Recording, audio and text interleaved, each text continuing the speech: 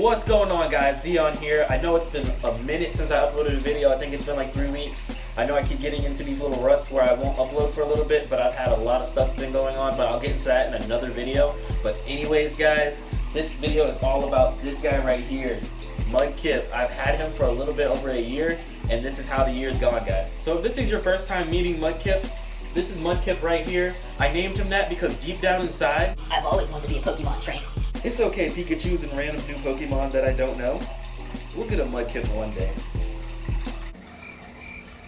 So it's been a little bit over a year. It's been about a year and 3 months since I've got Mudkip. I got him back in December of last year, which was crazy because it was kind of like I just got him on a whim. I wasn't really expecting to get anything. When I went to the fish store, I was just going to look, as always. But yeah, I saw Mudkip and I was just like, I gotta get him. But I had to do a lot of research, which I really don't recommend doing. Don't buy something if you don't know ahead of time how to take care of it, because that's just setting you up for failure. Yeah, but anyways, do not buy a pet and not exactly know how to take care of that pet. I mean, I knew that they needed cold water.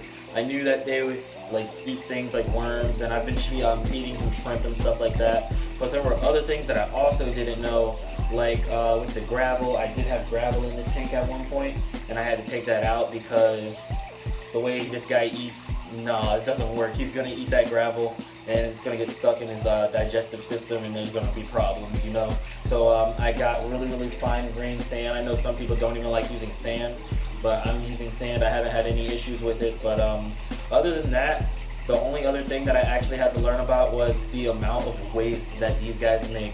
The amount of waste that these guys make is just insane. Like, if you guys take a look right here inside the tank, it's just poop everywhere. Poop everywhere. Like, you guys just saw me clean the tank and there's poop in here already. Like, bro.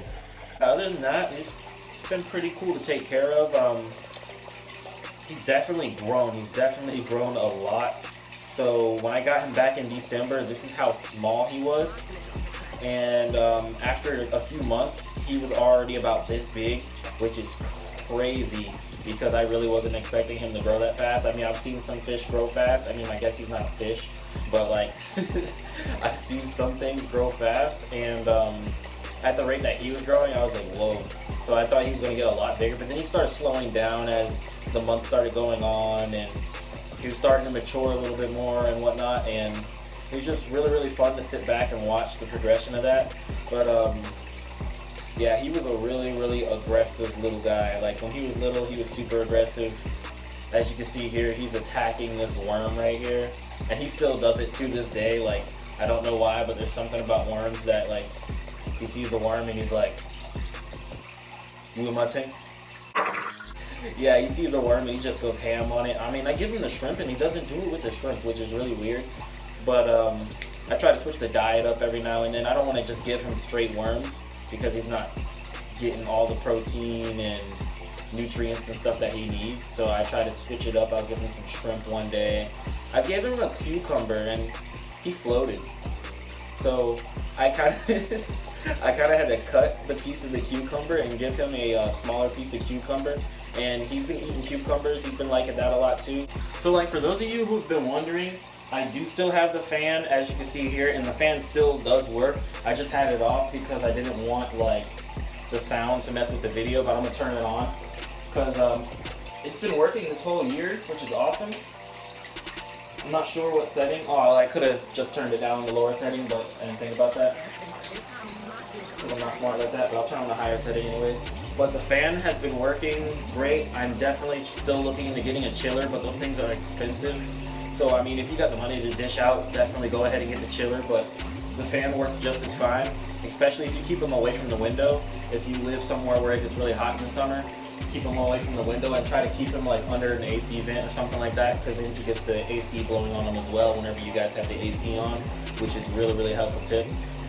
Another tip I'd like to give you guys is, if you can see right here, I have this rock fixture right here, and that's kind of where he eats, but he's been pooping there a lot. So I'm guessing he's telling me that's where he's gonna poop. So you can set up a little area like that, and they'll choose whether or not they want to eat there or poop there or whatever. But I guess his corner to eat really is right here. I don't know why, but people say that they don't like flow, and this guy loves it right here under the filter. But definitely looking to getting a bigger tank for him soon. Not sure exactly when. I do have another 10-gallon, but obviously I can't make a double tank out of, I can't just cut the walls down on a tank, you know what I mean? So I'm gonna probably go ahead and see if I can find someone on Facebook or something and trade them 2 10-gallons for 20-gallon maybe. Who knows, somebody might go for it. And we'll go from there. But anyways, guys, taking care of an axolotl is actually indeed a lot of work. Other than having to worry about keeping the tank cool, you've also got to worry about the food because they eat a lot. You're going to be buying a lot of worms, and you've got to, like, sometimes I got to give, like, my cichlids, and I got to give, like, other things in the room, like worms, because, like, he doesn't eat the whole box of worms sometimes, and sometimes they give you, like, 30 worms, and if you don't get rid of all the worms in time, they'll start to get old and nasty, and they'll die. So that's been a problem. And another problem is they like to poop a lot, so I bought that up. But then also you're going to be doing water changes a lot more frequently. So if you've got a lot of tanks like me, that can become a lot sometimes because you're like already doing scheduled water changes with all the other tanks, but then you start to notice that his tank's getting really messy. So if you start to notice your axolotl's tank is getting really messy, then you're going to have to hurry up and do some more cleaning on it because you don't want him to get ammonia build up in the tank, and then he can get burns and stuff like that. So you're definitely going to want to keep an eye on that. So that's been a lot of work. It hasn't been a lot of work because, I mean, if you love the hobby, you're going to go ahead and do it anyways, you know, but for people that actually want an axolotl and they have a lot of tanks, I just wanted to give you that forewarning. You're going to be doing a lot more maintenance with this tank than you probably would with your other tanks, depending on what you're keeping in those tanks. So that's about it for Mudkip right now. I'm definitely looking forward to seeing this guy grow. I want him to get super big like all the other axolotls I see in videos. I'll definitely keep you guys updated on the tank, and I'll see you in the next one.